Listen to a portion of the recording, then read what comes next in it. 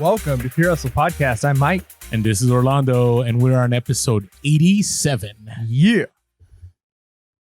That's how I feel, man. I'm stoked. I just wanted to do an awkward pause.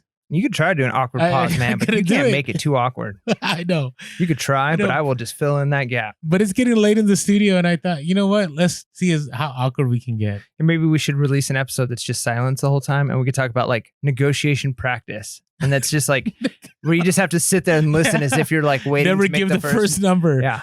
That's kind of like when Conan O'Brien back in the day used to have to do the staring contest, right? I wonder who would win a staring contest. We're not going to find out right now.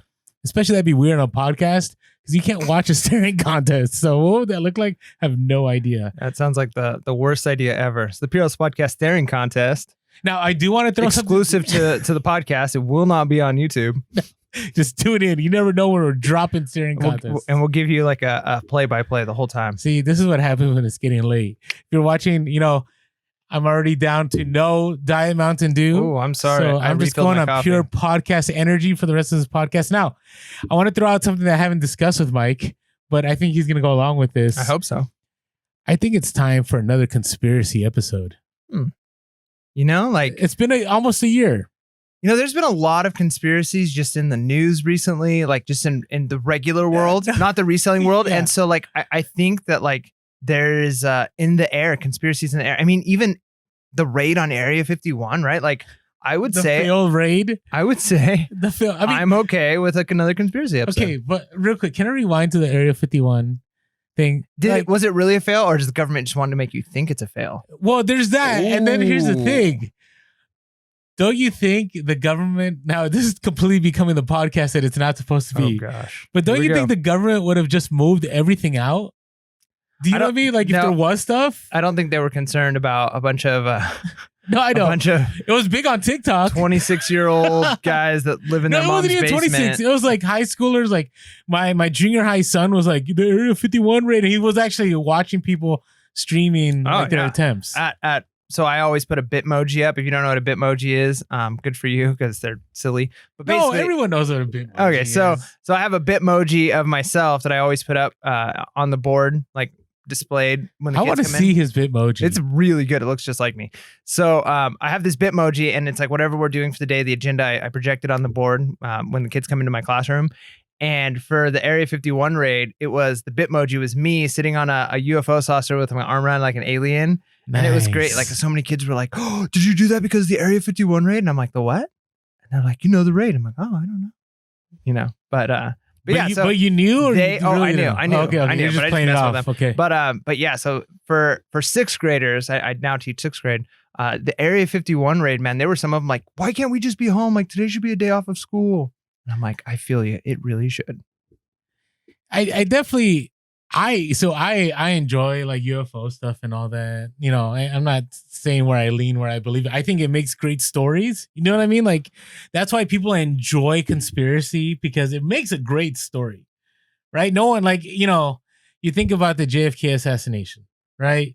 To think that some loser guy was able to take out the most powerful man on earth, right, at that time, like that's really hard, right? But if you can make up this story that there was like, whether it's the mafia or the CIA or whatever, like it sounds so good. It makes for good movies.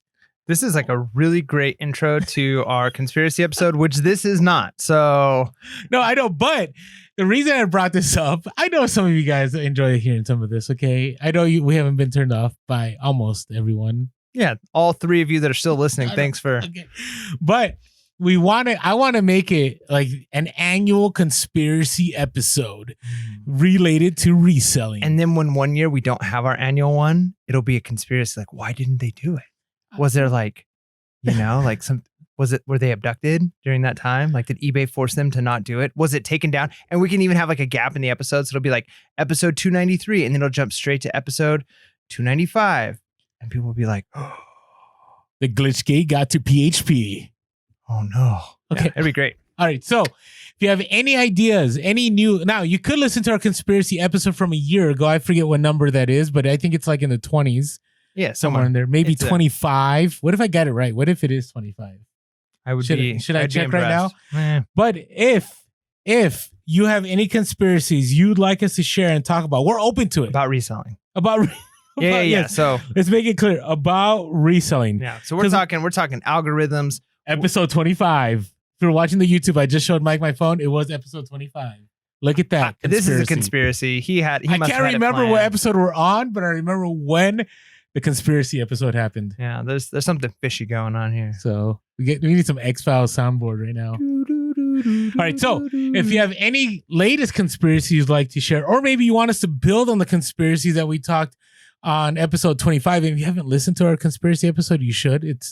I think it's kind of entertaining, but there's been a lot, especially with the Glitchgate and everything that's taken place. It's prime time for conspiracies. So send them in. You can DM us. You can put in the comments below. Give us a call. Give us a call, and we'll even do that voice thing for your voice, so nobody can identify who you really are. Oh my goodness, taking it we'll be like to the next so level. I was working with Uber, and then we'll distort it, and then we'll put you in a shadow if you send us a video, because we don't want anybody coming after you. We'll take the heat for you. Now we do dropping the episode at the height of Q4, somewhere around latter November or early December. So send us your ideas and we'll discuss them. I like it. All right, so this is an update episode. I love update episodes. I know you do love but you're gonna love the conspiracy episode. I love every episode. Okay, so do I. There you go. That's a good way of saying. Now, how have things been? Man, things have been great. We've had our first full week of my wife being at home and running all of the sales, which has made it easier for me to source. It was one of those things. I was thinking, part of me was worried, okay, when she goes full time, I'm basically going to be not even reselling, and I don't want that, because I enjoy this. But really, we've fallen into our groove, I think, and we're still figuring out some things. But overall, I actually have more time to source because she's got all of the packing done, the shipping done, the pictures done, the listing done. And so I'm not worried about any of that stuff. So time that I might be that over my head, well, I guess I got to get to the office and do that stuff. I could say, hey, I'm going to stop at a couple thrift stores. I'm going to go, check out this other place, or, whatever it is, go do some retail arbitrage. Now I actually have more time to do that. And she's been listing like crazy. We are now at a number on our store that we've never had before, right? So she's just consistently listing, and those consistent listings are turning into consistent sales. So, I would say things are going good, and we're coming into Q4. So I'm excited to see what that looks like when we're able to just, up that. I actually didn't go to garage sales this last weekend, decided to go to thrift stores instead, but did pretty good there. And it was nice because I still had family time. And it's nice when you could do that, when you could be at a place where you're still hustling really hard, but you could be a little bit more selective about how you're hustling, right? Before it was garage sales were the only way I was making money. Now it's still the best way, but if I want to have a morning with the family, I could do that, and I'm still outsourcing. I'm still making that money. Nice. Now, you did post a few days ago about your Department 56 taking off. So tell me a little bit. So if you haven't been listening to the podcast, you had a major haul. Was it in June? Yeah, I can't remember how many pieces my wife said it ended up being. She told me. I think it was you're looking at it right now. There's still there's a lot left. But you already made your money back on that, way back. I can't remember the exact number, but I want to say I paid $250 for close to 100 pieces, so many pieces, some smaller, right? So not every piece was an expensive house piece, but some of them are, trees or little, decorative pieces that go with it. But overall, a lot of them are worth money, right? And we've already easily made our money back on those. And you made it outside of the Department 56 because you had that model car, right? Oh gosh, yeah. So that was, I still think to this day that was my best hustle, because not only did I get all that Apartment 56 stuff, but I picked up this model car for $5 that I sold for $250. So that pretty much paid for, once you do the net, profit. Yeah. So then the rest is just profit. And yeah, it's been nice. My wife pounded it out. I've had to move these Apartment 56 stuff probably 3 or 4 times, because it's okay, we're going to list them, but all right, now we're moving to this other place. Got to pack them all up, and still haven't listed them yet. And in the course of 3 days, all of the pictures taken, she's got them all listed, and then the sales now are just coming in. They're coming in, and it's super nice to have that consistent where they're coming in. And because it's all profit now, it's easy to have in the morning when that first offer comes in. If it's oh, that's not the best offer, but it's Department 56. We've got so many of them. We're still going to make money on this one. and it's going to hopefully trigger that algorithm conspiracy, right? And make it so that we can continue to make sales throughout the day. So yeah, it's been really, really nice. In fact, we had a bundle of ones. Like there were these trees, Department 56 trees. Some of the trees were not expensive, but like these ones, when we open up the box, like the person like bubble wrapped them and then like bubble wrapped them again. So we're like, oh, these must be worth money. And sure enough, they were. And so we sold 3 boxes of these trees and made like almost $200 off of them. So wow, good for you. Yeah, that's awesome to hear, because I remember that huge haul, and I'm seeing the haul getting smaller. Now, here's the thing. I'm going to throw this out, and I'm not going to do it, or maybe I'll do it and I won't say when, because we have listeners that follow our stores. But I always wondered, like, what if you accepted every single offer? Like, are there some sellers out there that do that? And if you do, share us in the comments below, because I always wondered. Yeah, so I can offer a penny to some of your stuff. Well, that's what I mean. That's why I don't want to do it, because then we'll get bombarded. I'm like, wait a second, this isn't even 50%. But I wonder, because you know how it is. You have that lowball offer. It's been kind of slow, and then you accept it, and then sale after sale after. Actually, the previous podcast that happened, I had a lowball offer. I accepted it, and then within seconds, I got another offer, and it was too low. I had to counter on that one, and then sales stopped. But I wondered if I had taken that second one, would it have kept going? The hard part is you'll never know, and it's easy to speculate that it would have. But again, so much of this is anecdotal. You need so much data to know for sure.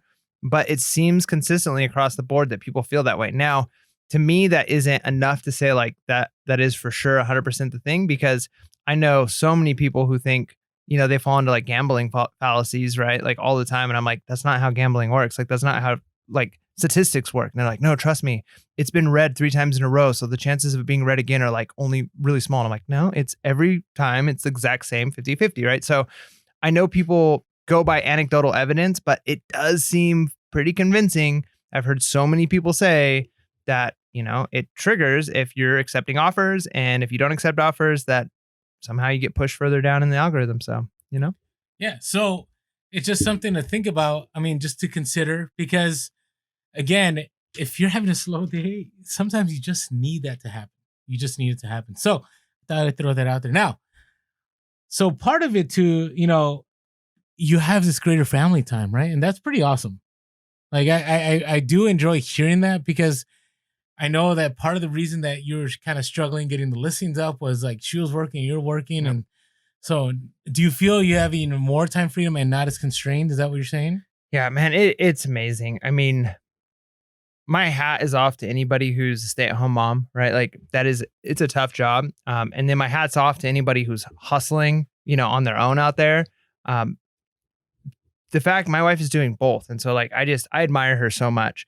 And I'm, you know, even kind of afraid to talk about it, because I don't want to sound like, some chauvinistic guy, you know, but like when I can come home from a long day of work and I get home and she's done like the house chores and she's done listing and she's done all this stuff. Well, yeah, but you help her around the house. Oh, no, yeah, I do. I know about Mike.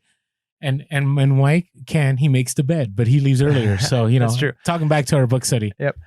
So definitely like I do things. I help, you know, clean up dinner. I do a lot of stuff. So it's not like I'm just like, you know, this is your job. You take care of the house. I'm gonna sit on my lazy boy. Yeah. But I tell you what, like the fact that I can come home and there all of that stuff that used to just be over our head, like we'd both get off of work and then it was both like, now we've got to go run this chore and this errand, it almost left no family time. And then it made doing the hustling that we were doing for reselling, like we still enjoyed it, but at times it was almost miserable, because it was like, we just have never stopped. But now like weekends, like it's weird. Like I think this is the first time in years where like we're sitting there and there's almost moments where we're bored. And it's a great feeling where it's like, hey, we don't have any, you want to go to the beach? Like, and we could stop at some thrift stores on the way. Like, it's such an awesome feeling. You know, you're a reseller when you're like, can we go to the beach in San Diego, but stop at some thrift stores along the way? I mean, we're not foolish. You know, you still got to be making money. But it just But the beach is free. So yeah, you're just making profit. That's right. So, you know, all that to say, like, I know that can't be everybody's thing. Like that not everybody's going to be able to have that same opportunity that we've worked. But I feel like we've made a lot of sacrifices to get here. So I don't feel bad, like, being excited about it. Like the fact that we've moved into a fifth wheel, the fact that she gave up a really good paying job, that I switched jobs to get different insurance, that we've totally revamped our reselling. Like we've done a lot to make this happen. And so I feel good about saying like, hey, there's a lot of fruit to the work we've done. Like we're actually starting to reap, a lot of what we've sown. And so, it's exciting. It's enjoyable. And, I don't want to say any of this to be like braggy and like, and if you're not there, like, you're not a good reseller. Just to be hopefully to say like, hey, if you make the right sacrifices and you change things, you can have the type of life you want to have. Yeah, but there's something to be said about that, Mike. I mean, it wasn't, if you stayed, and I remember at times I questioned you, like, are you okay? Like, you don't even have Wi-Fi, right? Like, how's this going to work, right? But it's one of those things where you made the tough call. I personally couldn't make your call. I could not go fifth wheel. I couldn't go off the grid. I like staying very connected. I like my 100 gig speed, even though I could have it faster. No, it's not 100 gig. That'd be intense. I could have 1 gig if I wanted. But anyways, you made those sacrifices. You made those calls, right? And not everything was easy. Remember in the summer having to put together your solar? Yeah, I thought I was going to die. It was terrible. Crazy. And I remember watching you do it. And I'm like, this is so bad. But it does. It takes us. And I don't think there's anything wrong in celebrating that you're at a certain place and you still have a lot to go, right? I mean, we all have, our kind of milestones and it's going to take a while to get there. But hey, it's okay. Enjoy the fact because there were these last few months, Mike, where I was kind of concerned about you a little bit. Hey, I've had those moments in my life and, going back to like our last episode, if you haven't listened to our Make Your Bed episode, definitely don't want to be the person that's like, woe is me. I've gone through so many hard times. But I just think of how many seasons in my life where it was like just absolutely miserable, just clawing my way. Like, I mean, there was times with my like teaching credential program or going through my master's when my son was in the NICU and I'm working on my master's thesis, which is due in a few days. And I'm working, like I feel like I'm clawing through life and it's just hard and difficult. But if you're willing to put in that work, you look back and you say like, man, like I'm here today because of that work I put in then. Mm-hmm. So yeah, it feels good. What about you, man? How are things going for you? I can't speak the same, and I'll share that when we get to our random stories. It's been a rough 2 weeks, but some exciting things. I always love traveling up north. I love sourcing with Sell Quick Ship Quick and with other resellers, hanging out.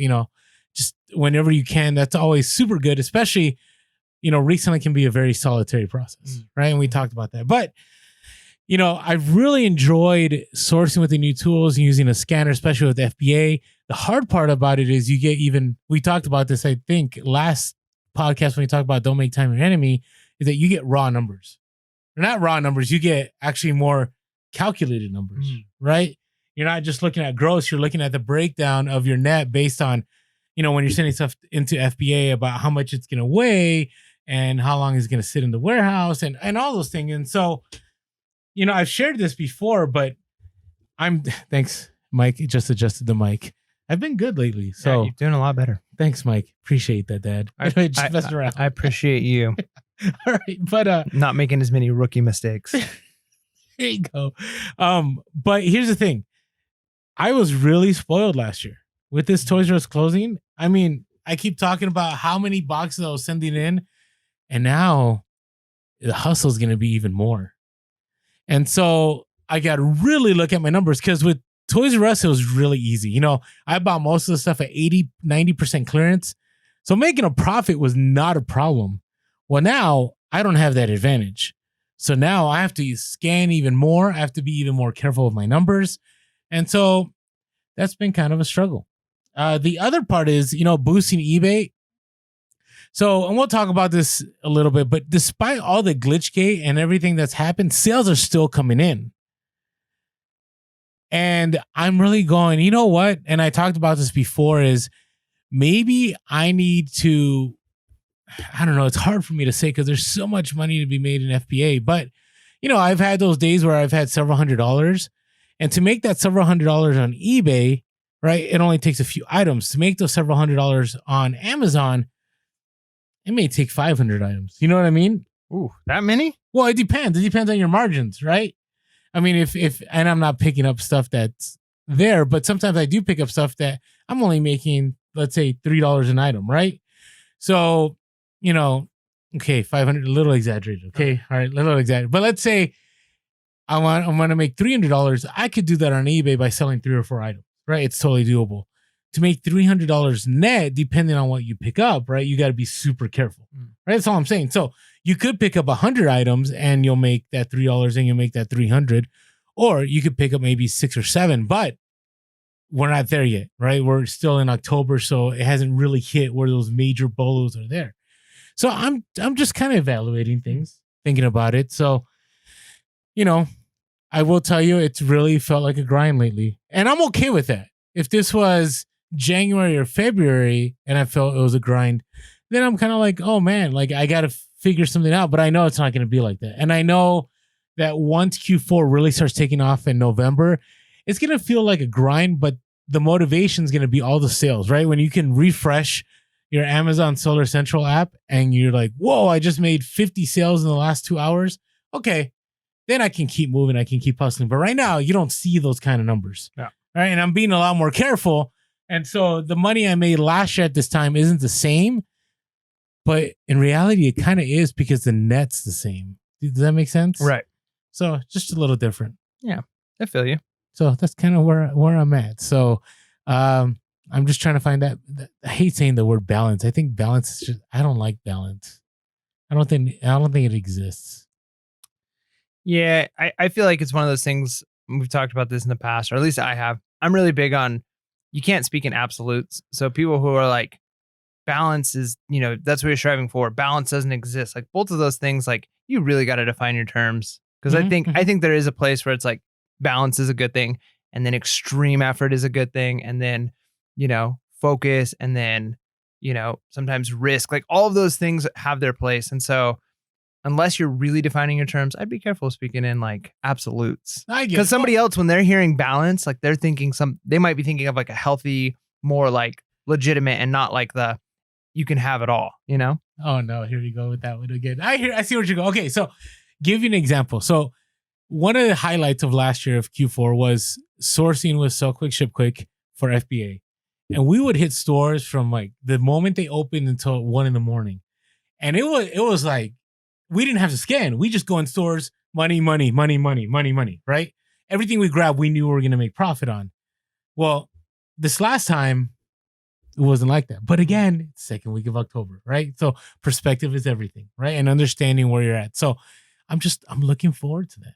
So let's go to our random stories. Random stories. I need more soundboard stuff. Like each one of our like transitions, there needs to be something. Okay, so we're leveling up the podcast. Yeah, I'm fine with it. What should the as random long as it's stories? not cheesy, Should because be like, you can go really cheesy with some words. Like a randomizer, like Somebody random goes, stories. Random stories. Just like that. I like it. Okay. Like auto-tuned or something. That'd be great. Oh my goodness. Okay.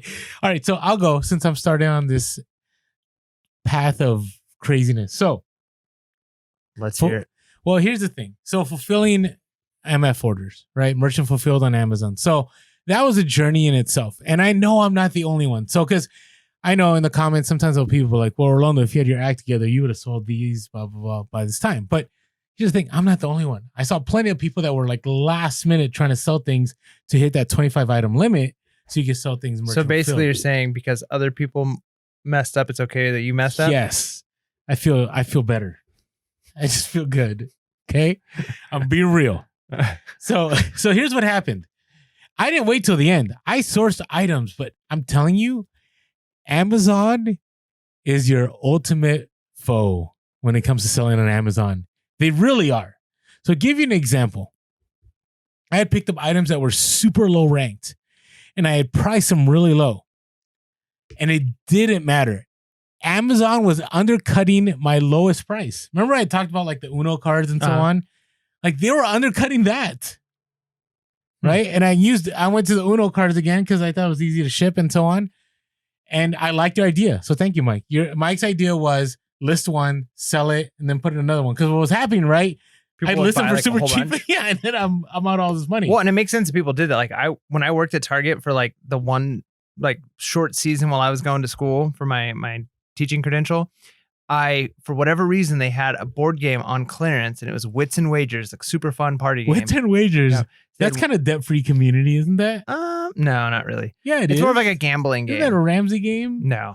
Maybe I'm thinking of something else. Yeah, because it's like a gambling, like it's kind of like a trivia gambling game. But anyways, they had them on clearance for 50 cents each.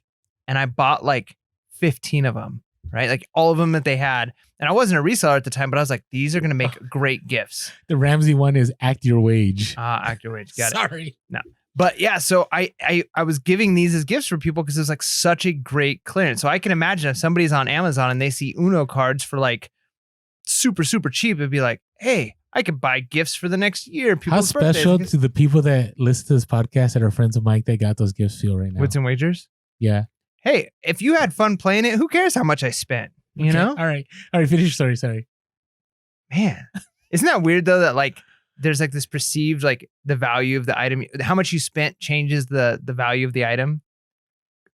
I just watched. It's real. I know, but I just watched the Seinfeld episode today where George buys a salad for Elaine, right?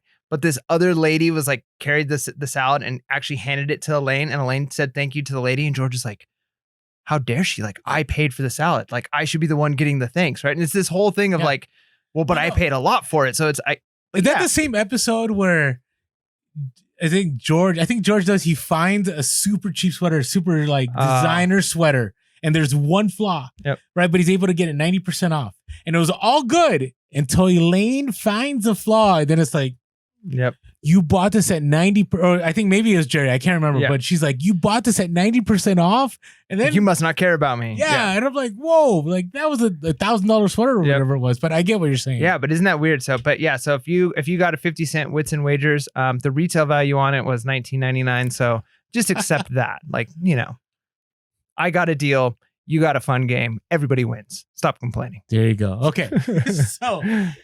But going back to that. So I was listing these, and then what happened is Amazon got on the listing, and then Amazon was super undercutting, and time was ticking. So I had sold a few, and then I was contacting, people like, hey, where are you? And they're like, oh, we just hit our 25. Somebody else is like, we hit our 25. And I'm like, I'm done. I am so done with you, Amazon. I will win. So I sold stuff. 27 cents. Ooh.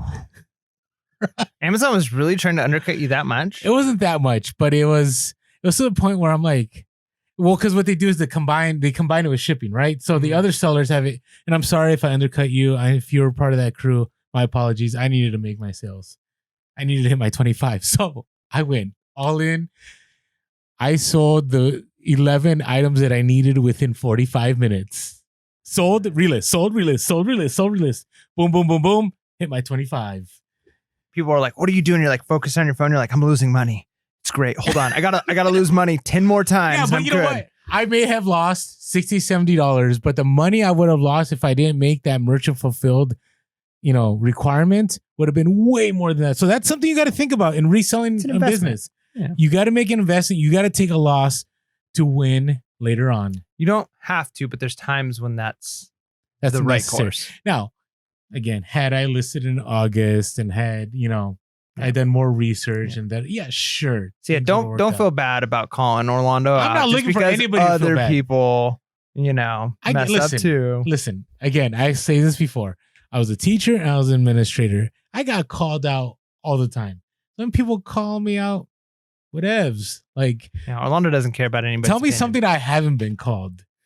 Okay, you know what I mean? Like, I'm not asking for it in the comments, but I'm just saying. You hear that, guys? Go crazy. Just be nice. I've been called. He's a sensitive guy. He pretends like he doesn't care, but he cares. He's sensitive. No, I do. Be nice. I do. I love people and I love having friends. So yeah, I get that. But I've been called every name in the book. So it is what it is. That's right. So, all right. Here's my I got 2 more fails. This is my random stories. Right. I'm trying to help people here through my fails. Your random stories is my fail stories of the week. Yeah, but that's pretty much one of my week. But here's what I'll say. Reselling isn't for the weak. It just isn't. Put that on a t-shirt. Reselling, not for the weak. Yeah, especially if you're full-time. With like Shark, like sell it during Shark Week. You should, because I felt like sharks were coming after me. Now, the other item is I had purchased some items for reselling on Amazon. And I always say the hammer can drop at any time. And it dropped. The fact that I had been basically I was contacted and I was told that you could no longer sell these items. Yeah, $1,000 or so loss, like right there. That hurt. I mean, this was the same day that this next event I'm going to share happened. Right. And this is what I'll tell you. If you're doing retail arbitrage, because people contact me all the time and they say, hey, Orlando, is there a danger in retail arbitrage? And I'm like, yes, there always is. But it's like anything, even on eBay, if you're selling new items on eBay, all it takes is for a company to say, we're going to Vero this and you're done and you can't sell it anymore. Right.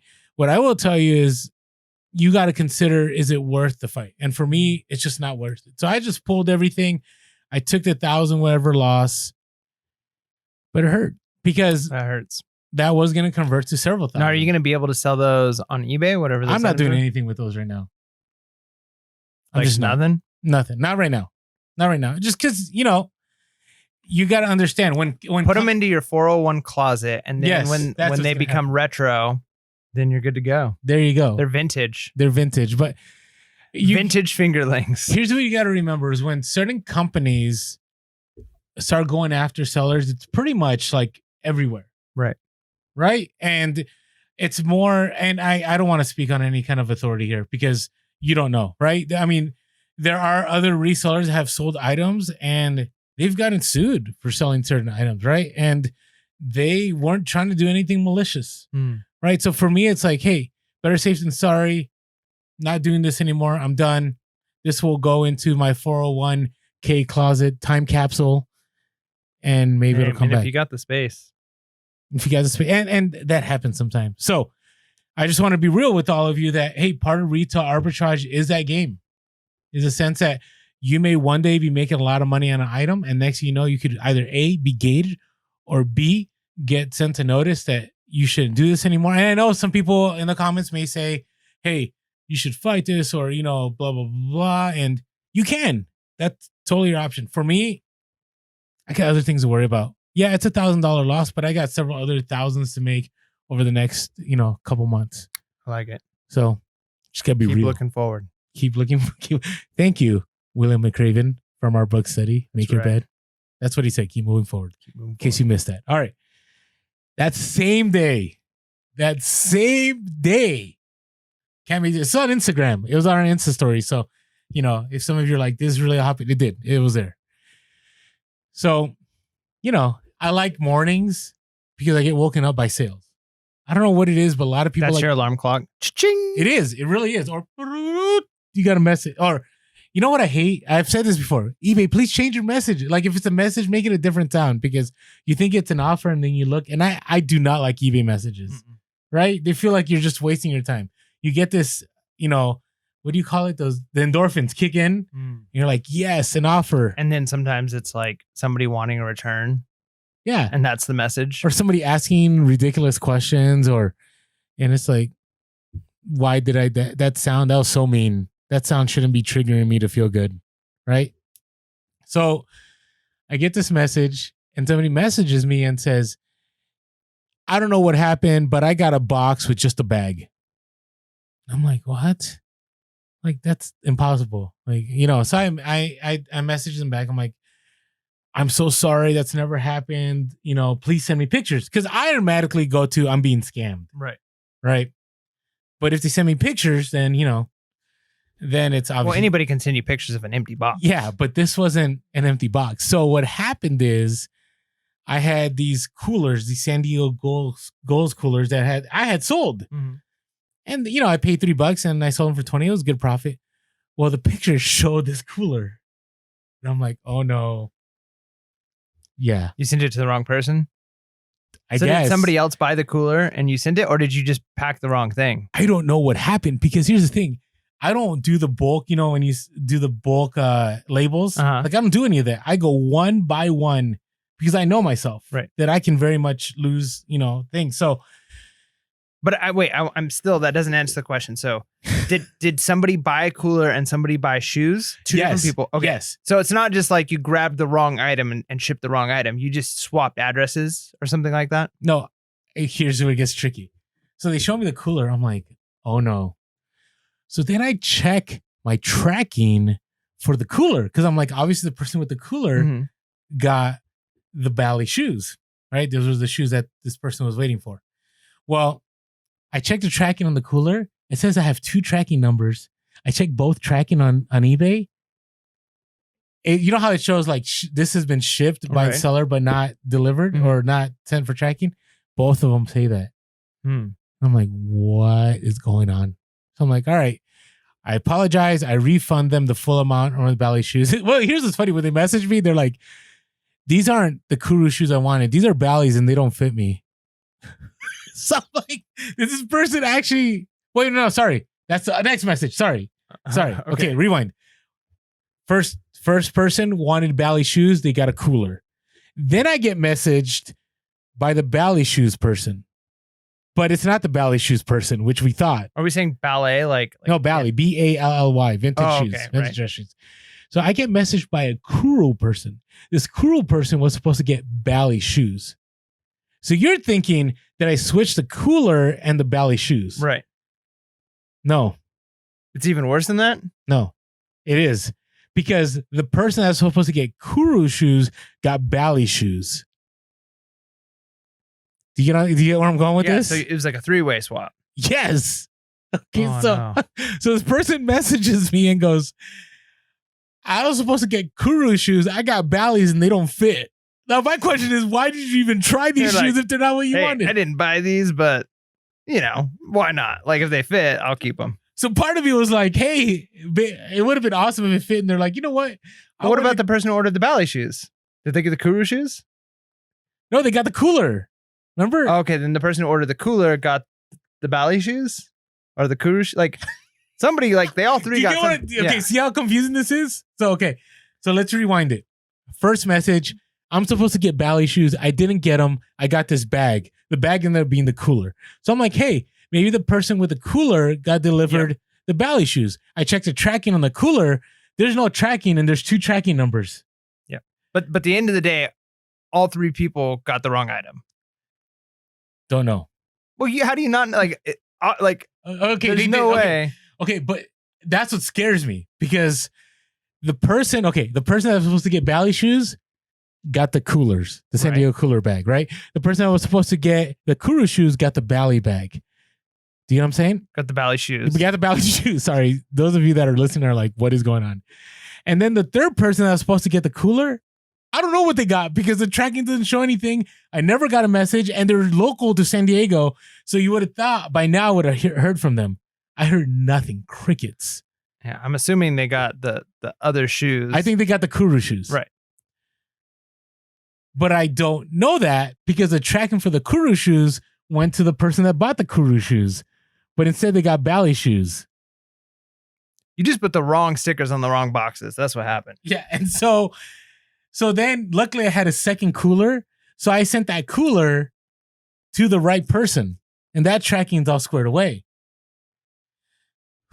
So I'm going to get the Bally shoes because the person that didn't get the Bally shoes still wants the Bally shoes. Right. So I'm still going to make some money back.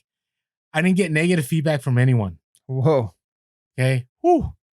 The person that got, because again, and I posted this on Instagram, I used the apology sandwich. I'm very sorry. I messed up. Let me make this right. The person messaged back, said, yeah, I really need these shoes. Can I buy them from somebody else? I'm like, sure. Here's the refund money. My apologies again. Apology, right? Meets in the middle somewhere. Right? Or PB&J. The Kuru shoes, I just fully refunded them. Well, the cooler shoes, the cooler I lost. I'm never getting the cooler back. The Kuru person is sending me back the Bally's. Now, will the cooler person send me back the Kurus? So are you going to be proactive and reach out to them and say, hey, I think I sent you the wrong box? Or are you just going to wait to see if they say something to you? I'm going to wait.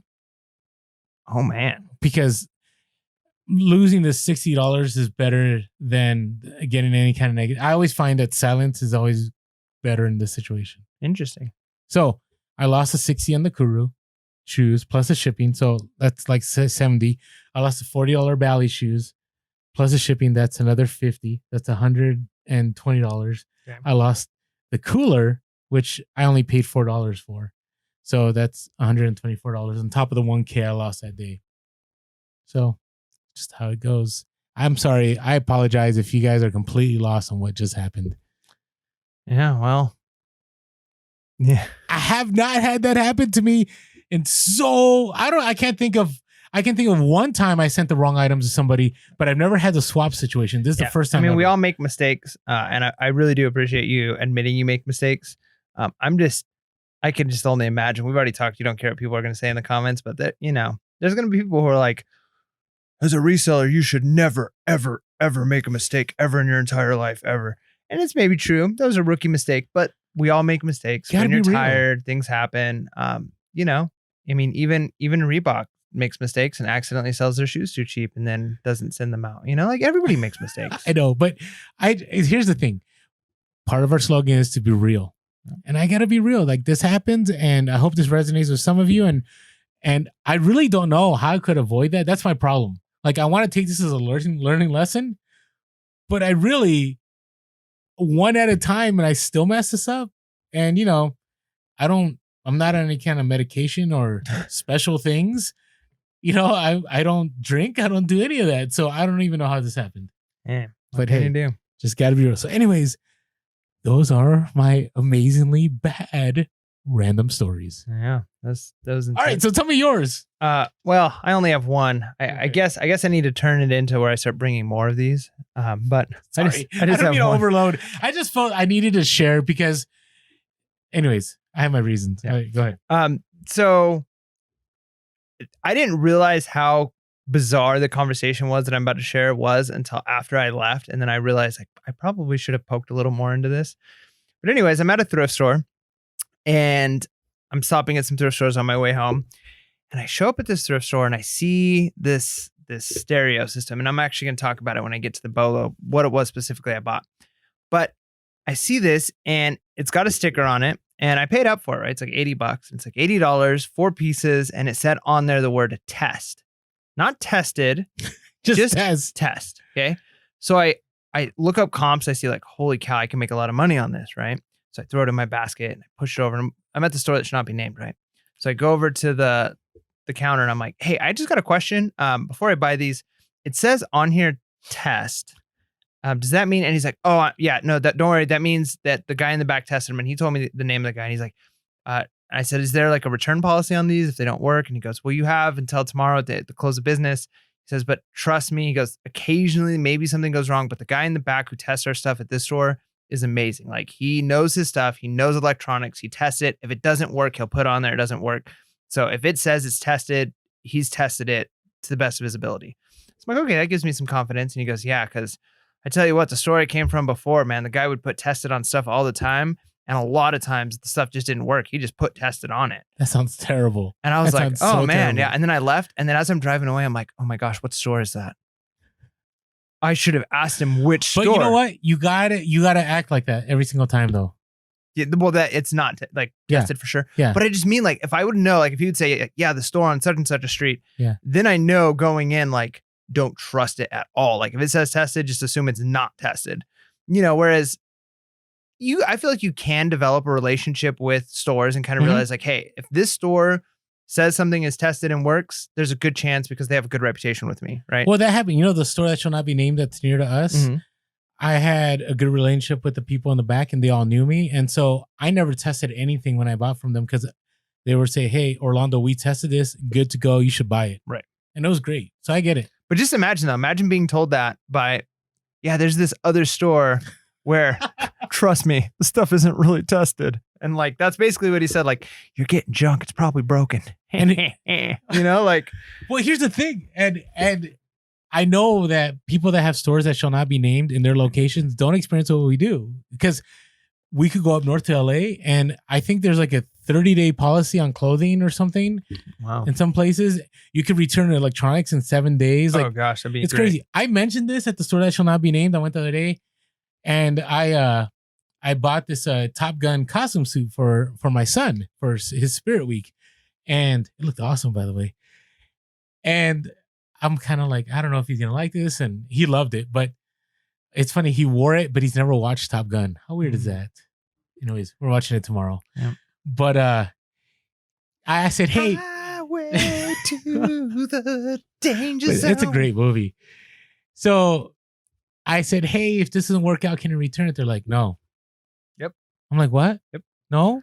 Like, I've no. had that with electronics at the And then I said, Yep. well, and they said, well, electronics, we can give you 24 hours, but we shouldn't even be giving you that. I'm like, what? Did you just tell me that? They treat you like this isn't something we normally do, but I might make an exception for you. And when I'm at the register, I had found a pair of boots and it was $9.99, right?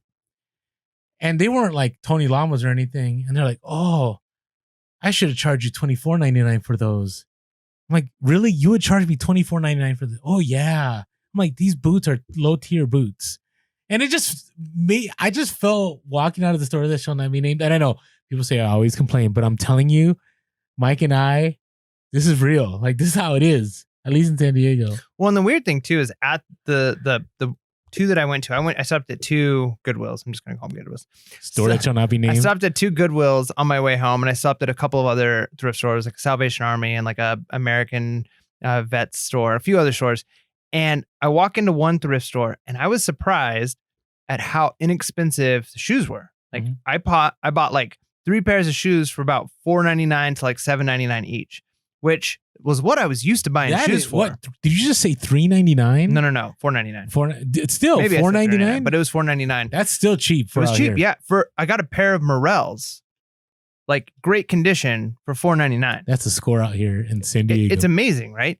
And then I go to the next Goodwill and another pair of Morels, they're charging $24.99. Oh, yeah. I'm like, that's how it is. There's no consistency, like none at all.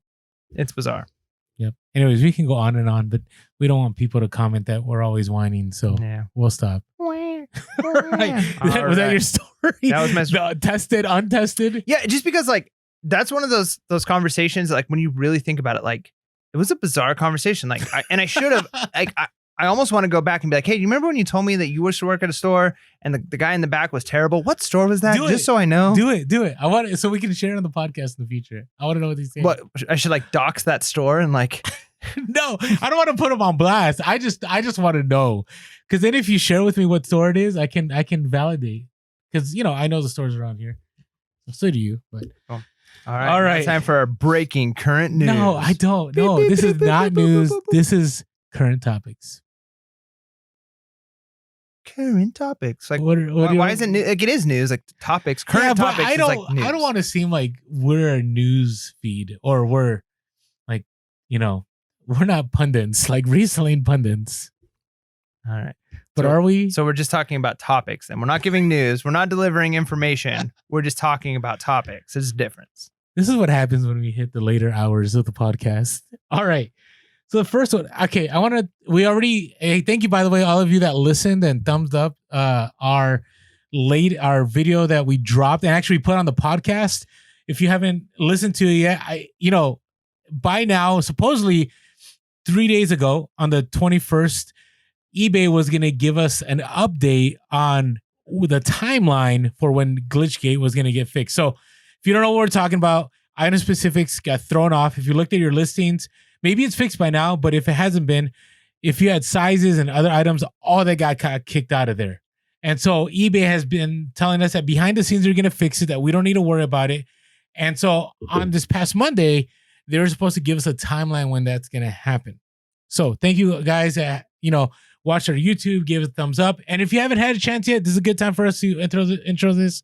If you're listening to the podcast, it always helps to subscribe to our YouTube and hit that bell notifications, because this time we put on the podcast, but we don't want to, overwhelm the podcast with little short 10-minute segments. We want to leave that for YouTube.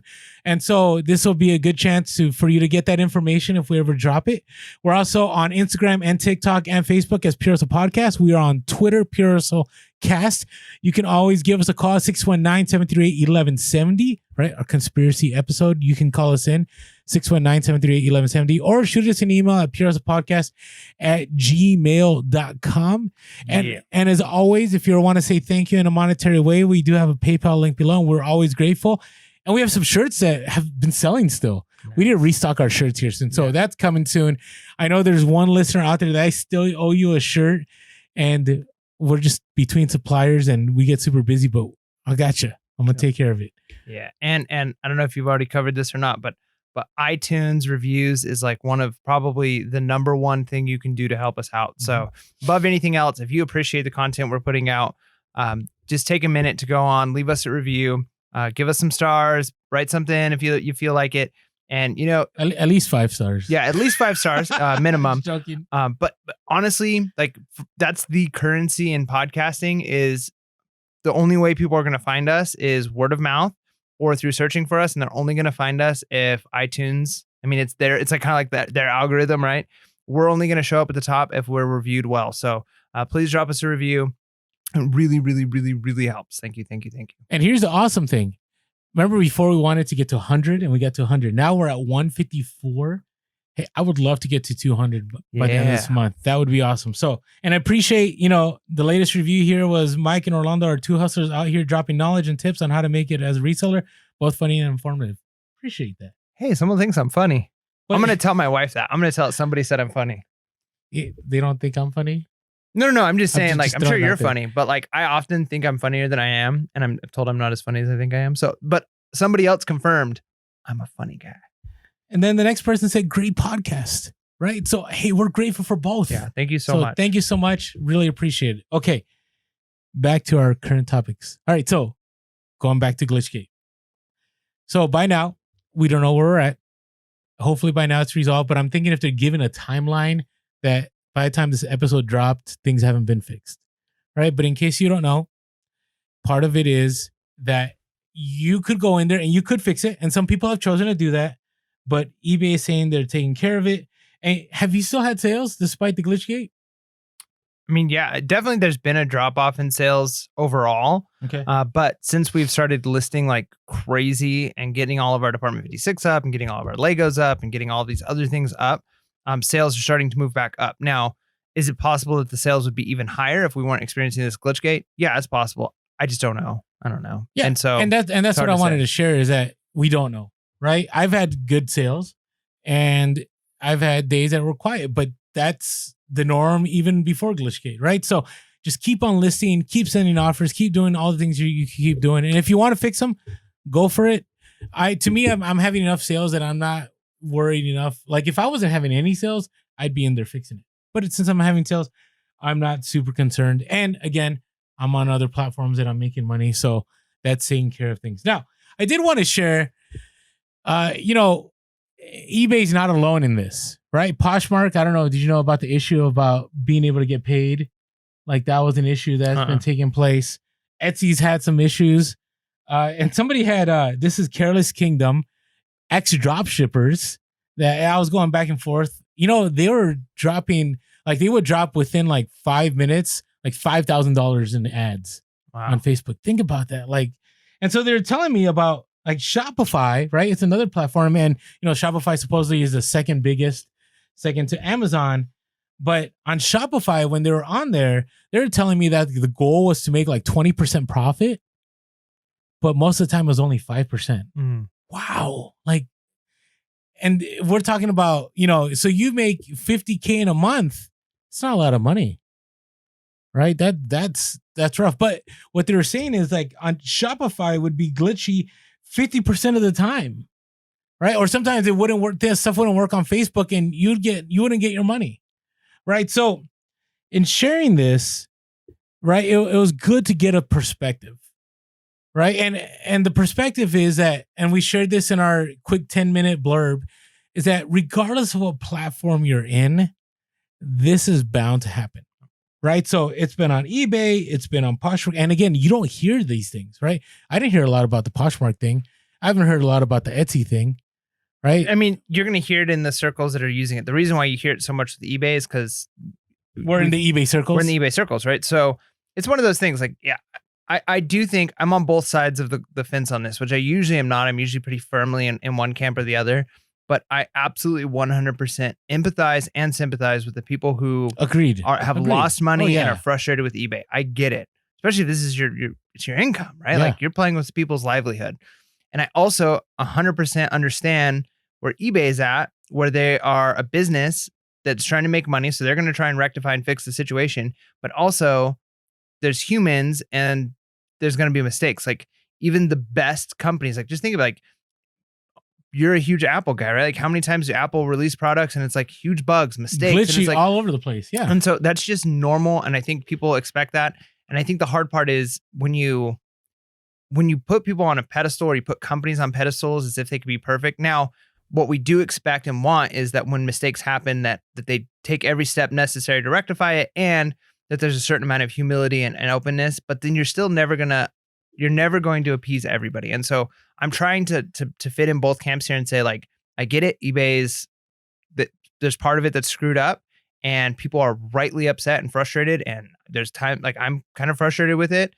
And then at the same time, it's like, but I get where eBay's coming from, and I'm not going to try and vilify them because I know there's good people there working really hard to fix this. And there wasn't like somebody there like, I'm going to mess with people, or they weren't like, yeah, we just don't really care. And so like, oops, stuff went Unless wrong. you want to throw that into our conspiracy episode. Yeah, maybe there is some deep, dark conspiracy there. Maybe somebody was like unhappy with their job at eBay and they're like, I'm going to mess with that is possible. It's possible. Do you know that is possible? So we don't know. But anyways, I wanted to share that. That's my conspiracy. Somebody that instead of, somebody that was upset about Devin resigning was like, I'm done with eBay. That was his last thing. Like he brought a couple of programmers with him on his way out the door, and they were like, we got your back, man. Don't worry. Oh my goodness. Anyways, just wait for a couple of weeks. It's going to drop. All right. I want to get back to reality here. Hey, what's reality? It is serious. I mean, losing money is a big deal. So we totally get that. I just wanted to point out that, hey, this is across all platforms. And I want to reiterate, you got to be ready.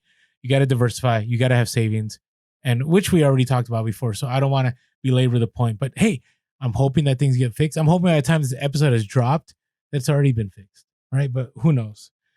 Hey, thanks again, Careless Kingdom, for sharing about your drop shipping experience.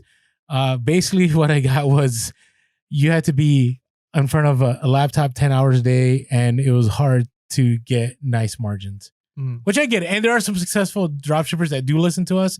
So I get it. Everybody's experience is different. It's kind of like Amazon.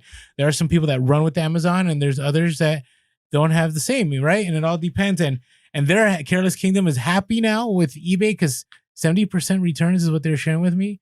That's good. That's really good. You know what I mean? Like, and the beauty of eBay, you can get like 100 to 200%, 300% returns, depending on what you pick up. Right. So, all right. This is nefarious. PayPal, and this is a little old. This dropped in October 11, but they are keeping their fees after a canceled transaction or a refund. We've already talked about this though, haven't we? Yeah, but then they retracted. And now they're like, we're doing it. I don't know. See, I'm on the other end of this. Like, again, like I look at this as another tax on resellers. So I would be the first one to say, like, I wish they wouldn't do it, and I would fight against it. But at the same time, like, I don't know if I would. Maybe I'm totally off because I'm not selling in the quantities. Like, I'm not selling like hundreds of thousands of dollars a month or even a year as far as that goes. That like the returns, the 3% on a return is going to make that much of a difference. I just consider that cost of business. No, it's huge. Is it? Yeah, 2.9%, whatever, 3%. You think about it, $100 item, right? That's $3. Yes, right? but how? Like, I just think of how many times. But let's say you sell 50 items, right? That are $100. That's $150. If you sell 100, say you scale that to 1,000. Yeah, but that means that's returns. So if you're getting 100 or cancel returns, transactions, yeah, but you're being charged for a person going, I changed my mind, or I don't want this, or somebody doing, just saying this didn't fit. Like, you're being penalized, right, for an action that is out of your control. But like, you didn't do anything wrong. Yeah, but if you're paying, but you're already saying like you're paying for free shipping, so you're paying their shipping back. You're already being penalized if they're doing that. Yeah, and now PayPal, which again, PayPal is using to their advantage that they're in the United States. If you go to Europe, you know how long it takes to take a wire transfer? Like that. If you're in the US, you have to wait a day. And then if I want to transfer sooner, I have to pay fees on top of that. So maybe we should all just trade in Bitcoin and we'd be good to go. Sure. If there's ever a time I think there's injustice, this is unjust. But they're a company. And you know what? I'm done with them. I'm just hoping eBay get global shipping on managed payments, and I'm done with PayPal. Done. I mean, but that's the beauty of capitalism, right? Is if there's another company that can come out, exploit people. No. If there's another company that can come out and provide the same service that PayPal is providing, while also making the people who are using it happier because they're not adding these extra fees, then it'll come around and do it, and then everybody wins. But if another company can't do it, it's probably because PayPal they're doing things right and other people aren't able to compete with it. Yeah, but it's the same thing. To me, it's almost, but it's not. It's worse. So it's kind of like ATM fees or insufficient fund fees, right? ATM fees to me will eventually be a thing of the past. I'm hoping in time, right? But there was a time that people were being exploited. So people that didn't have money, right? They would be charged some astronomical insufficient funds fee, right? But those that knew how to maneuver the system and understood things were able to get those removed, right? And eventually the government stepped in, which I'm not a fan of ever. I'm just not. I'm big on like, hey, let business be business. But sometimes there are those moments where people are being exploited, and the government a few years ago said, hey, you can't charge these exorbitant amounts, right? There could be fees, but there's a time when you're taking advantage of people. Right. And I think PayPal has done it next level by this is just, hey, the seller isn't doing anything. The seller is trying to make business and make money. They're already getting their fees. They're already charging their amount. So what they're doing is they're saying, hey, because this buyer changed their mind, we're going to penalize the buyer. Why not penalize? I mean, we're going to penalize the seller. Why not penalize the buyer and say, you know what? You're only going to get 97% of your feedback. But can't you build that into your refund policy? You can. And some people have done that. They've added like a dollar across the board to everything, or they've added it to their returns, or, there are ways to do that. But ultimately, to me, there's no rhyme or reason for this. That's just where I land. Yeah. I just wanted people to be aware. Like, I'm at the place where, and I get that the extra 3% can be a big deal. But if I'm thinking of, if I'm selling enough stuff that I'm getting 100 returns on $100 items, then that 3% over 100 items is just cost of doing business. I'm selling probably thousands of items that aren't being returned. I don't know. Right? Let us know your thoughts. I'm interested with other people think. And I'm never a fan of like paying more. Like the thought of paying more. Like I'm against even like I don't even like the idea of free returns. But you'd be the first one to argue and say, look, free returns. Yeah, you're paying. You're right. Occasionally, you're paying the shipping on them returning stuff. But if that gets you this benefit, this benefit, this benefit, that's the cost of doing business, right? So if you're saying like, hey, 3%, now that's extra 3% that you aren't used to paying. So that sucks. That's extra cost of doing business. But at the same time, it's like, I don't know if I would say like this is nefarious, and they are now like the fact that they're charging you $1.50 or a couple dollars on a return. It's a principle. It's like this. If I find $20 outside of a Walmart on the floor and I turn it in, shouldn't I turn in $20 or $2,000? It doesn't matter. It's a principle, right? It's both like, hey, you're doing the right thing, but you're still using this. Like the reason why I understand where PayPal's coming in. I don't know what their costs are per transaction, but there has to be a cost on their end, right? Like, but they already charge that. Well, but the point I'm trying to make is let's say I buy something from you. And then we'll move on from this because I don't want to. Yeah, I know. But let's say I buy something from you. Okay. So I send you money through PayPal. PayPal, then they're now brokering this transaction. So they're taking the money, then they take it from my account, they put it into your account. They've had to do this transaction, right? It costs them computing power. It costs them engineering. It costs them their intellectual property. It costs them server space, all of that stuff it did, right? Then let's say I buy this thing from you, I don't like it, and I return it to you. Now they have to do that transaction backwards. They take the money from you and they put it into their account and then back into mine. So now they've actually done double work, but they're only asking for the payment once. So it's kind of like they're saying like, hey, we're the one on returns that are really losing out because now it's not just one transaction, but it's two transactions and we don't get anything. So it really kind of makes sense to say, hey, when there's double transaction, like somebody's got to pay for this because if they can do these transactions for free, they wouldn't be a business. Yeah, but they already charge you a fee. So they already charge, I forget whatever the percentage, it was like 49 cents or whatever it is. They're already charging the fee for that. They already say, this is what it costs for us to do it. The other is the extra that they're taking on top. That's where the issue is. I get you got to pay for, things that happen. that makes sense. But when you're already saying this is how much it costs us to do it, and then I'm going to take more on top of that, that's where my issue is. But are they doing? Well, I guess I see where you're coming from. I don't know. I'm not salt like I said. I'm the first person to say that taxes on sellers like that is not something I appreciate, and I'm not happy about the idea of having to pay an extra 3%. I just don't know if I'm mad enough to say like, hey, this is them taking advantage of people, as opposed to, hey, maybe they think they've got the power and sway right now and they're going to charge a little bit more. And if it doesn't work and people stop using PayPal, then PayPal will change and they'll charge less, right? It's the same thing with like, any business. They're going to try and make a little more. Walmart's going to charge an extra 10 cents per item. And if it doesn't work, then they'll lower the prices again. No, I hear you. I get it. Anyways, I just want people to be aware. And maybe pretty much all of you were aware. Yeah. But just in case you weren't. PayPal's ripping you off. 100%. All right. Switch to Bitcoin. Quick. No, Bitcoin. All right. Hey, I want to talk about off-price stores for a little bit.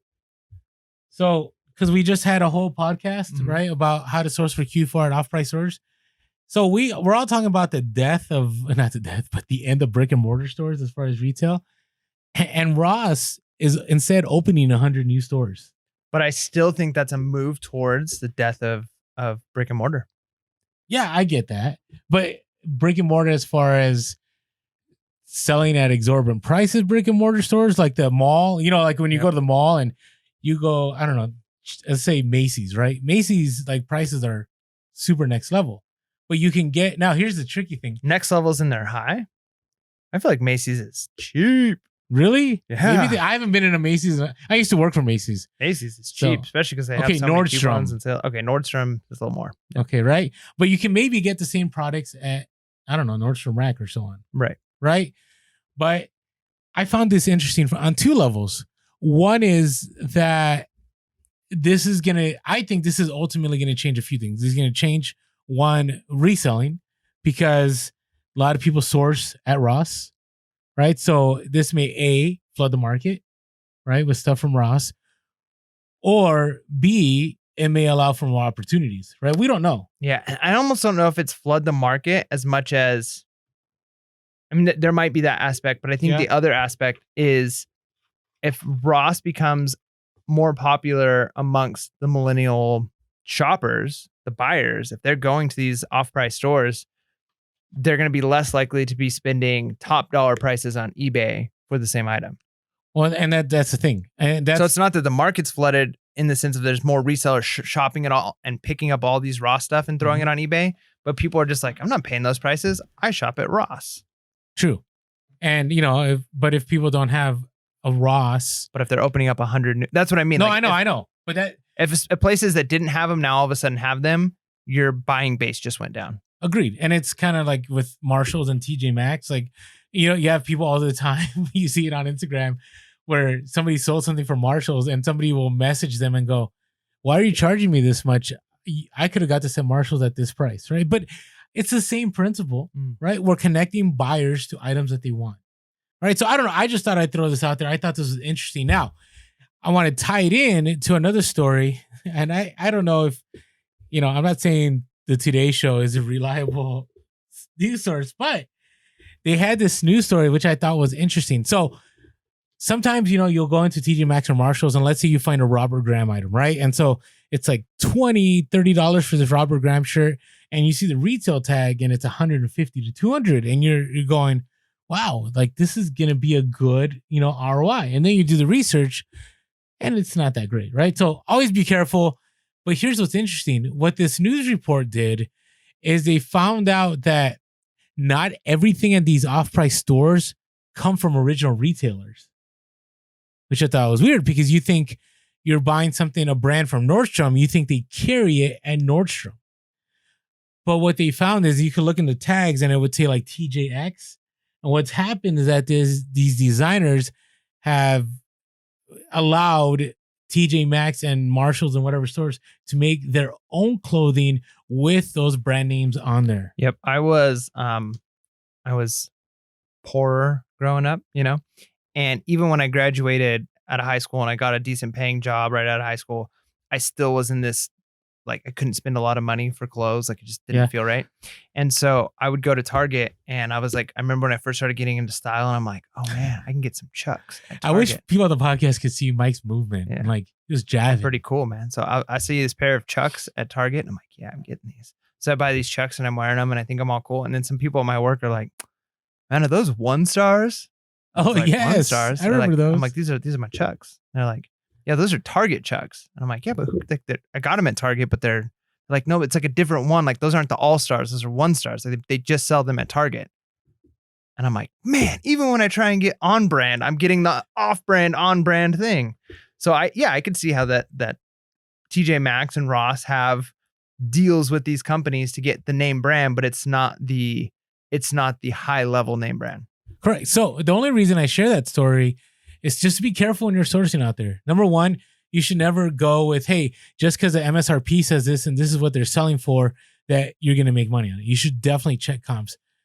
The other part do your research. Do your research. The other part is just be aware that what you're picking up may not be that quality. They actually were pointing out on this story, and maybe we'll put the link below. They actually were pointing out in this story that the quality wasn't the same. Right. So again, this also goes back to the idea of sourcing what people want. Right. This is why I think there's a place for retail arbitrage in eBay world and Amazon world. But I'm a big fan of when it comes to clothing that you find those vintage items that are scarce.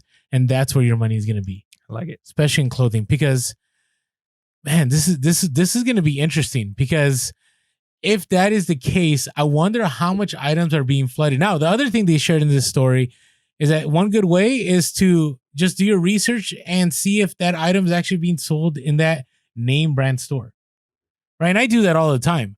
I'll find, a certain pair of jeans or something. And I'm like, I wonder how much these go for retail. And that's how I decide how much I'm going to charge for an item if I don't find comps.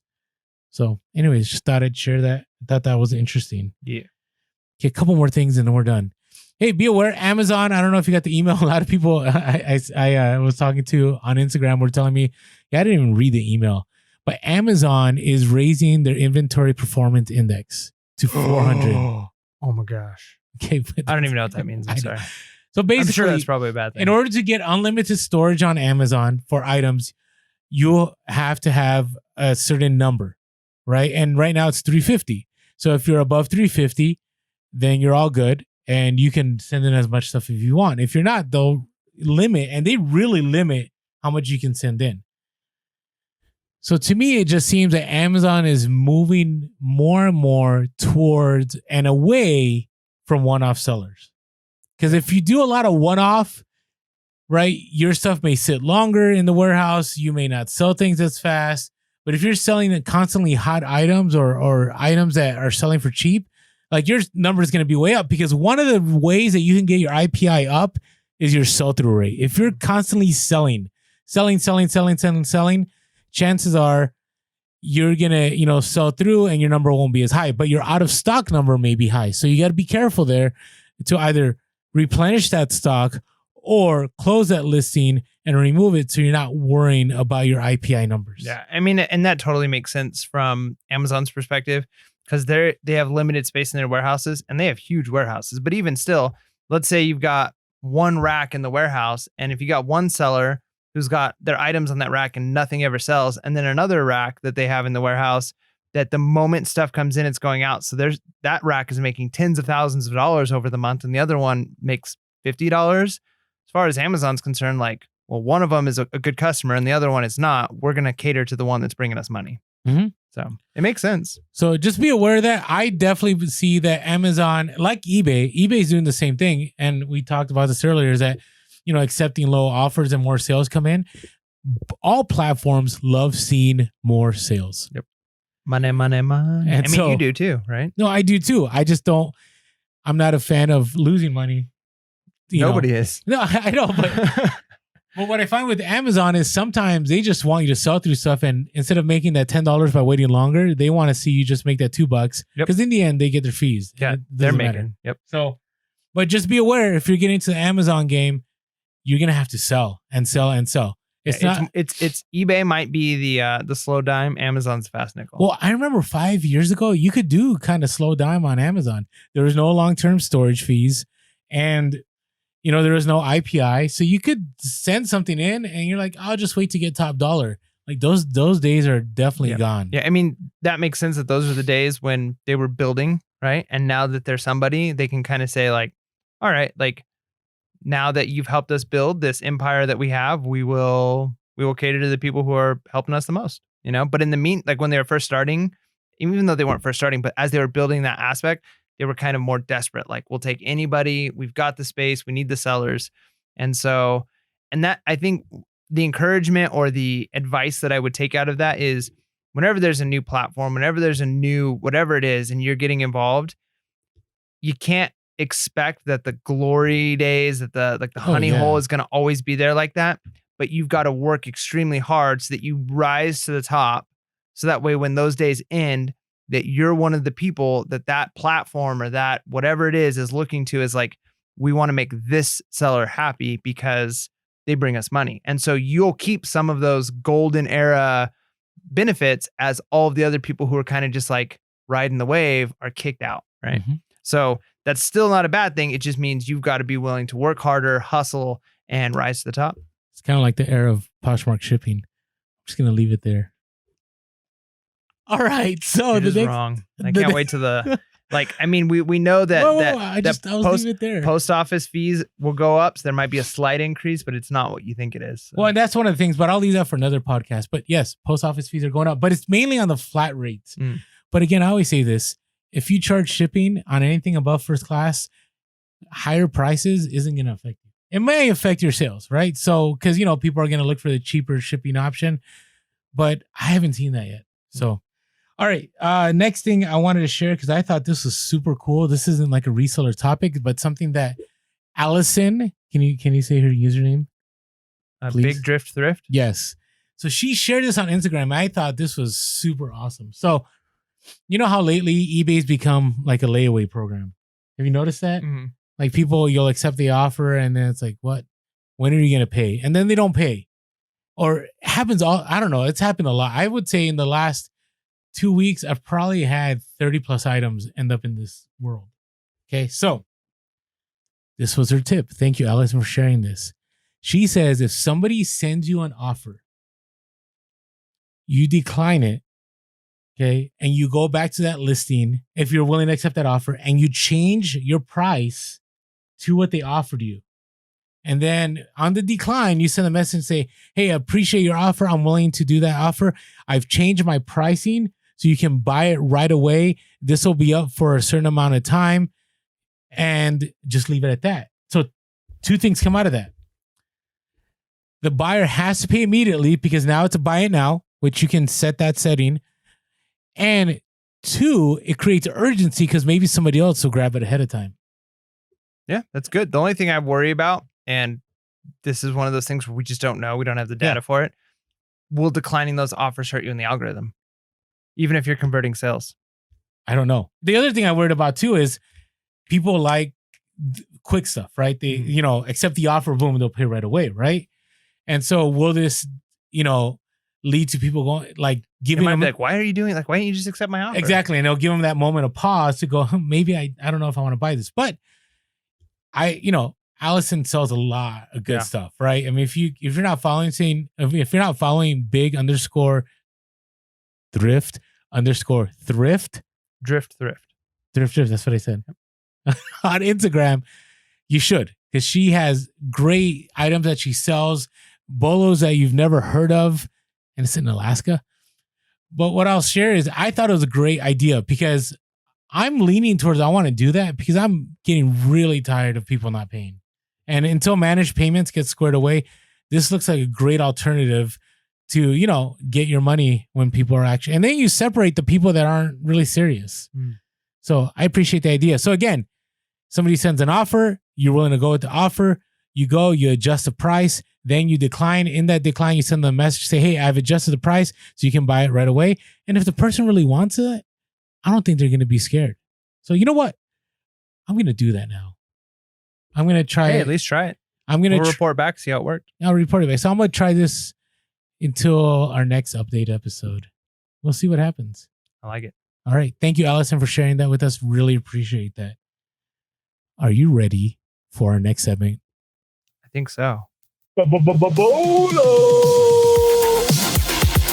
Yeah, Bolo time. I totally butchered the word segment too. I don't know what I said. I did say segment. It sounded like segment. Okay, that works. All right, what's your Bolo, Mike? All right, my Bolo. So this goes back to the tested item, not the not really tested, but just pretend tested, but hopefully really tested item. And I don't know if you've heard of this brand before, and maybe I should have because I like vintage audio, so I could just be like an idiot for not knowing this. But there's this, I saw this speaker set, like a home theater set. Yeah. And the brand is, I think it's Denon. Oh yeah, Denon. Denon sells. All right. So I see this speaker. You got to be set. careful, but Yeah. Well, I mean, I did the research. I looked up this specific one. And there's a home entertainment system, and it was the receiver and the sub and two speakers, like two satellite speakers. And I paid $80. Like I paid up. Now I get a 10% discount because I'm a teacher. So, I got a little bit of a deal there. But the nice thing with this is this set is selling even individual pieces. So just the receiver, just the speakers, just the subwoofer is selling for more than the $80 that I bought it for individually. So no matter what, I'm going to make my money if I separate it out. Now, if I bundle it all together, it's even more. I saw some people. Now, one of the comps that I saw, I'm not sure if it's real. Like, you know what I mean? Like, but there was one comp for just the receiver piece, because a lot of them that I saw were just speakers, just the receiver piece for $449.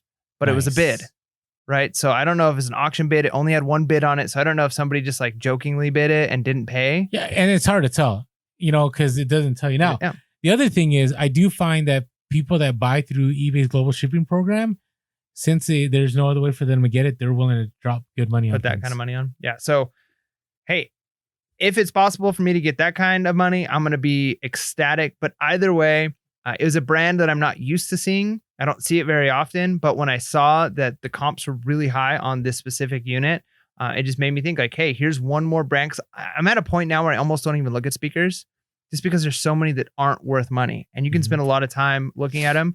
But of course, we know like BOLOs, right? I know Polk Audio. Polk Audio is great. And now I've got one more that I can look for and say like, ooh, I know this sells. So that's why it's a Bolo. Still do your research because some, there might be some models that aren't worth anything. But if you find the ones that are worth, it's at least worth your time to do the research, And I'll add to that, bookshelf speakers to me are some of the easiest flips, right? Because they're usually super cheap at the store that shall not be named or wherever you source them. And then they're easier to pack, right? Because they're usually like two speakers. You got to just bubble wrap them. And you may need to float the box depending on, the kind of speakers and the covering on them. But you can usually, it's not as heinous as a huge set of speakers, awkwardly shaped speakers. They're usually just rectangular or square, and it's pretty easy. Yeah, I have this Polk Audio, like this super awesome Polk Audio sub system that like you can attach directly to like other speakers. Like it's this really cool thing. And I got it for, I think I paid like 30 or $40, and I think I can get like 150 for it, but I don't want to ship it because it's so big. I'd probably lose in shipping. My ROI would be really low. So I'm trying to sell it local, but I've moved and I'm not close to the city anymore. And so I've had so many people on Facebook Marketplace like reach out to me and they're like, hey, is this still available? I'm like, yeah, but now I'm at blah, blah, blah location. And they're like, oh, well, let me know if you're ever in town. And then it's a nightmare of like, well, like go into town on this day. Like, are you available? Like, so I want to sell these things local, but yeah, when you're talking bookshelf speakers, you're talking smaller speakers, it's better than a giant subwoofer system. But I mean, there's still money. Like I'm still not upset that I picked up that Polk Audio system because I know I'm going to be able to flip it eventually local. But bookshelf speakers, like you said, easier to ship. You're not going to lose that money on the shipping. And smaller storage. You're looking at footprint in your own storage space. And so something to think about. Agreed. Yeah. What's your Bolo? So mine is, and I always feel like I always shared something before and then I find that I didn't, but playoff gear, right? I had nice sales when the Cardinals made it. I don't know how far the Phillies made it, but I sold a Philly jersey for $42, paid $5. I sold a Cardinals jacket. I paid $20. I sold for $110.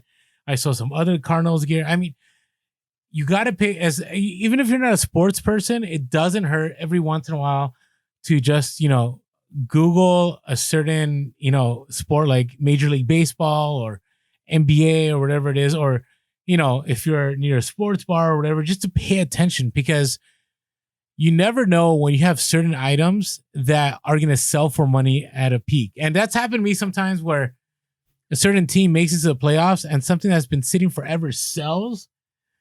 And I'm like, yes. Or I priced it too low because at the time of the comps, it was at a certain price, because the playoffs, they went up in value and then I lost money. So keep an eye for playoff gear. It definitely, makes sure. I remember when, the Cavaliers were in the playoffs. I remember when the Lakers, I remember when all these different teams, the Warriors and so on, I was making good money. But so what happened is when those teams were started making in the playoffs, I raised my prices and I still made money on those items. So it always, always pays off to pay attention to what's going on in sports. Yeah, I don't even watch sports, but yeah, it's one of those things where you never know why certain items sell, right? So like if a new movie comes out and you're not paying attention, it's like, oh, wait a minute, why did that? Oh, they came out with a new movie that's connected to that. But yeah, that goes to show like you could have made more if you were paying attention. You raise your prices, because when demand goes up, if your pricing is still set for when demand was low, you're going to lose out. So that's kind of just even a reminder to be aware of what's going on in culture as much as you can. Follow the trends, because you might have items in your store. You're like, oh, sweet, that sold, but you actually lost money because you could have made more if you understood what was happening. Yeah, and there's a sweet spot, and for an example, I think I shared this, the Playmobil movie came out back in, I don't know, August or September, and I was selling a ton of Playmobil, but I thought I could sell it for more now, and so I listed some things too high, and then it didn't sell. So you got to find that sweet spot where you don't get too ambitious with your price, but you make a little bit more. So just be aware. So that's my Bolo playoff gear. I like it. What are you looking forward to, Mike? Well, I guess since we're moving to that, we're done with our Bolo. You just wanted to play that one more time. Yeah, I did. Ending the segment there. So, what am I looking forward to? So, I had a few things I was thinking about saying here, and then I remembered like the really big one that it's going to impact reselling a little bit, but mostly it's like a personal finance thing, kind of. I'm going to buy a motorcycle. Whoa. Yeah. It's weird, right? Now, let me explain why this is a big deal for me. So I used to ride a motorcycle, so this isn't like all new for me. I met my wife. I rode up to meet my wife, and I was riding a motorcycle. So, I did know about it, because you had mentioned, have you ever mentioned almost getting in an accident one time? Yeah, I think so. I mean, I know I've told the story several times. I actually have crashed a motorcycle before, but the reason I'm getting this motorcycle, it's twofold. One, the car that I drive, and it will affect reselling to an extent because it'll be harder to stop by thrift stores on the way home, right? I hear you. But on two things, my big car that I drive to work, since I've moved, now I have it's crazy. It's like an hour-long commute. Whereas the school that I'm at is like literally 3 minutes away from my old place. So it would have been just like 3 minutes around the block. I'm at home, or I'm at school. And now it's like an hour, especially if there's traffic. So with a motorcycle, I can cut through a bunch of traffic, which is going to be great. So I'm saving time, and time is money. So even if that's me getting home so that I can help with listing or whatever it is, that's the other one. Gas is huge. So my car, I have a 99 4Runner, which I love. It's an amazing car, but it gets like 18 miles to the gallon. So I'm going through like almost 4 gallons every single day. No, more than that. Yeah, I'm going through, I don't know, but I'm going through a lot because it's like a 70-mile round trip, and I'm getting 18 miles to the gallon. I'm going to get a motorcycle that's going to get closer to like 60 miles to the gallon. It's going to make a huge difference in the long run. So, I'm excited for that because it's a throwback to my crazier days when I rode a motorcycle. I'm going to be saving money. I'm going to be saving time. And I'll have a sweet new ride, which will level up my cool factor. Mike's just a cool guy all around. Yeah. I keep hearing more and more. I live in a trailer, but hey, I ride a motorcycle. Oh my goodness. Well, it has to be a cool bike. Yeah. Do you know what you're getting? Well, all bikes are kind of cool unless I get like a scooter, get a moped. A Vespa? You can still be cool. Those are cool now. Yeah, man. I'd rock that. It'd be awesome. All right. Well, I'm looking forward to seeing that. So, hey, that's what you're looking forward to. Cool. So no. I'm getting a motorcycle, and Orlando's looking forward to seeing it. So thanks, guys. No, I'm just joking. What are you looking forward to? Okay, before I start that, I do need to rewind something I said earlier since we don't edit in this purely organic. The whole idea of the best offer and all that. And make sure you decline the offer first because you can't adjust the price if an offer is out there. That makes sense? So if you're sending an offer or you get an offer sent, you cannot adjust anything until you decline that offer. So some of you are going to be asking and you're going to comment on the YouTube. And then 5 minutes later, like, oh, Orlando said it. So my apologies, but just wanted to add that one more time. You have to decline first, then adjust the price. So my apologies. I think you said that. Did I say that? Yeah. Just in case, I wanted to make sure that was clear. All right. So I'm looking forward to sending them more FBA shipments. Things are going to be picking up. So I'm excited. I'm kind of excited about that. I don't know. It's not exciting until things really take off, but I need to send more stuff in. But the other thing I'm really excited for, and this is reseller related, is organizing my place. So I had mentioned a couple updates ago that I was getting a housekeeper. Mm-hmm. So before the housekeeper, I had a babysitter that was stopping by. Did I mention this? And yeah, you wanted to clean your house before the babysitter came? Correct. So it was nice. And I've kept it that way since then. And I'm telling you, then the housekeeper came and cleaned up some more. And I am so much more productive now than I was before. Right? Because I don't have a warehouse. I have my storage unit and I have my place and I live in a condo. And my condo is not like a small condo. It's about 1,400 square feet and it's 2 floors. So I don't feel cramped in there. But at the same time, when there's stuff everywhere, you're just like, whatever. Like, you're walking over stuff or, I talked about the stuff on the top of the kitchen cabinet. I moved a lot of that stuff already. So I've been way more productive with this empty space. So my goal by next update episode is to have pretty much, I can't clear the stuff in the extra closets because that's clothing stuff. But, all the, I don't know, you can call them knickknacks or gugas or I don't know what other words there is for. Yeah, knickknack. I've never heard of gugas. No, that's a word. Is it? That's a word. And there's another word. I don't know what the other word is, but there's another one. Yeah, there's too. Another word. Guys, don't worry about it. Whatever there it is, though. It's out there. You know what it is. Okay, but anyways. You've used it. You've heard it. I want stuff to be cleared out. And I want to get a process that as soon as stuff is in, it is. And I've been doing this better. Like garage sale stuff, I've been listing either the day of or the next day. And I'm moving it out and I'm storing it away. Nice. So I'm retaking ownership of my place because I want it to be a place of socializing and fellowship. Yeah. And people not asking, why do you have those random hunting knives on your fireplace?